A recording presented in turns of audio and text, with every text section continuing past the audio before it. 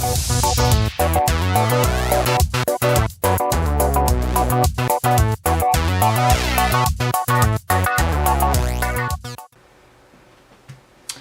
everybody. Today's video I am going to talk about this hex chart for the Copic markers. I just got my markers for Christmas. If you've seen any of my other videos, I've mentioned that before. One of the things that I have been struggling with because I'm new is picking which colors go together to make shading a lot easier, I guess. So I have this chart right here, and this is great for telling me what markers I have, what markers I don't have, but they don't really give me it doesn't really give me a good idea of other marker combinations that I could use, rather than, okay, these three in this row, they go together. These three in this row, they go together, that kind of thing. And because I only have a few markers, well, I have more than a few, I have about 100 of them or so, I don't always have the three markers in a row that will make that good color combination. So I decided to get this chart by Sandy Ulnock. I hope I'm pronouncing her name right. I'll have a link to this chart if it interests you at all. You can follow the link in the description to go directly to, I believe it's her website. And it's her website. So it's sandyulnock.com /hex chart, and that will take you right to the link, or right to the proper page on her website to get this chart. So yeah, so look down in the description for that her website, and you can go check it out.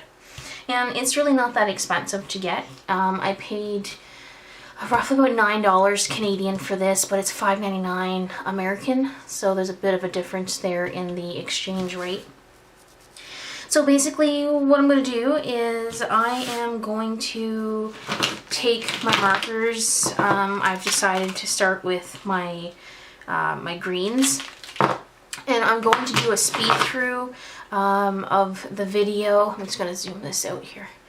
I'm going to do a speed through of me coloring the chart in, and then hopefully I have enough markers to get some kind of an idea of how the coloring system works for this hex chart. So I'm just going to add a little bit of music and go ahead and color this in.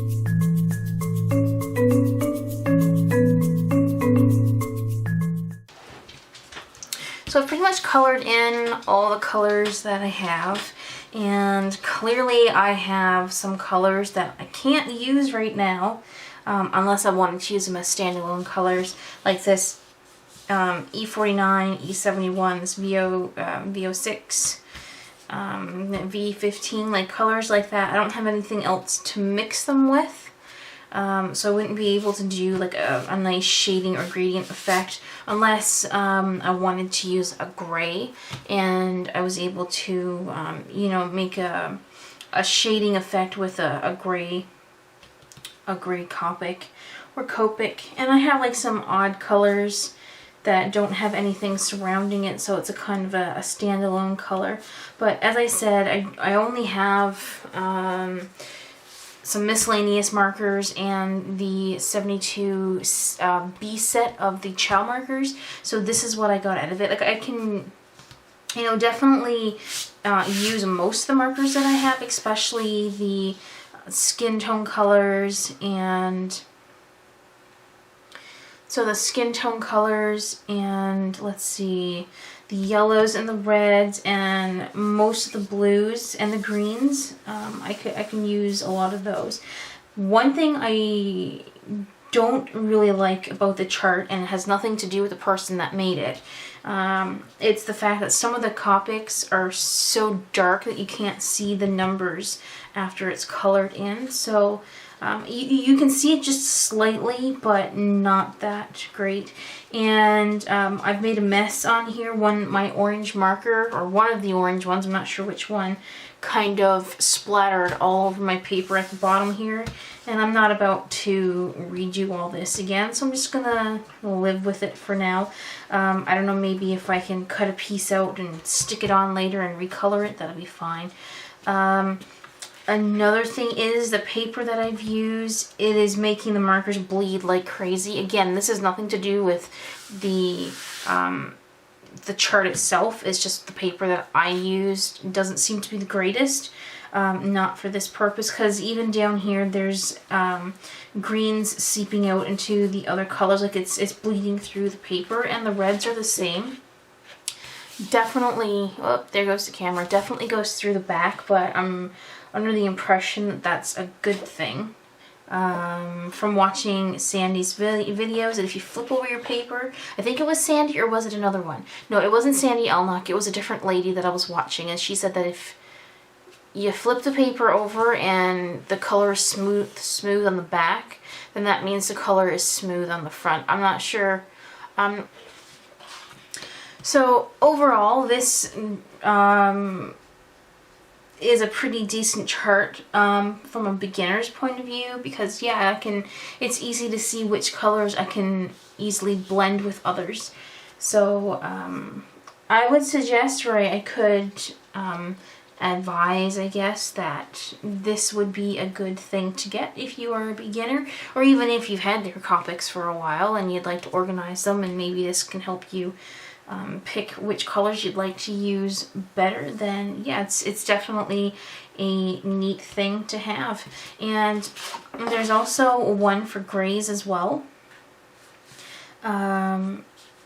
It's not as extensive as the color one, because there's obviously not as many gray colors, and they're just listed right across the page. There's no, the C1 can mix with W4 kind of thing, so it's just straight across the colors, but it does give you an idea of what color it is.